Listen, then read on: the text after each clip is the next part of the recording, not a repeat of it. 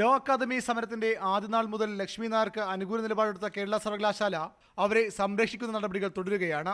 ലക്ഷ്മി നായരുടെ ഇരട്ട ബിരുദം, ലോ അക്കാദമിയുടെ പദവി, മാർക്ക്ദാന വിഷയങ്ങളിലാണ് സർവകലാശാല അന്വേഷണം പ്രഖ്യാപിച്ചത്.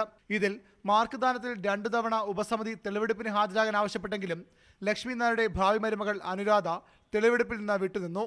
ഇതോടെ തുടർ നടപടികൾ സർവകലാശാല ഉപേക്ഷിക്കുകയും ചെയ്തു. ലക്ഷ്മി നായരുടെ ഇരട്ട ബിരുദാരോപണത്തിൽ അന്വേഷണം ആരംഭിച്ചിട്ട് പോലുമില്ല. കോളേജിന്റെ പദവി സംബന്ധിച്ച തർക്കത്തിലും നടപടി വൈകുകയാണ്. കഴിഞ്ഞ സിൻഡിക്കേറ്റ് യോഗത്തിൽ ഇത് സംബന്ധിച്ച ആവശ്യമുയർന്നതോടെ AGയുടെ ഉപദേശം തേടാൻ തീരുമാനിച്ചു. ലക്ഷ്മി നായർക്കെതിരെയുള്ള നടപടികൾ സർവകലാശാല അട്ടിമറിക്കുകയാണെന്ന് സിൻഡിക്കേറ്റ് അംഗം ജ്യോതികുമാർ ചാമക്കാല പറഞ്ഞു.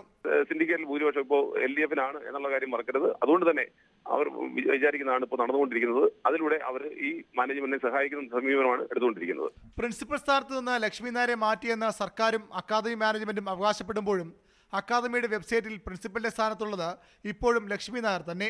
അടുത്ത അധ്യയന വർഷത്തേക്കുള്ള അഡ്മിഷൻ ബ്രോഷറുകളിലും ലക്ഷ്മി നായരുടെ പേരുണ്ട്. അതേസമയം ഇവർക്കെതിരെ നൽകിയ പരാതി പിൻവലിച്ചതിന്റെ പേരിൽ അക്കാദമി യൂണിറ്റ് സെക്രട്ടറി വിവേകിനെ ASF പുറത്താക്കി. ഇന്നലെ വിവേകിന് ASF കാരണം കാണിക്കൽ നോട്ടീസ് നൽകിയിരുന്നു. സംഘടനയിൽ നിന്ന് രാജിവെച്ചെന്ന് വിവേക് അറിയിച്ചതിന് പിന്നാലെയാണ് ഇന്ന് പുറത്താക്കിക്കൊണ്ട് ASF വാർത്താക്കുറിപ്പ് ഇറക്കിയത്. ന്യൂസ് 18 തിരുവനന്തപുരം.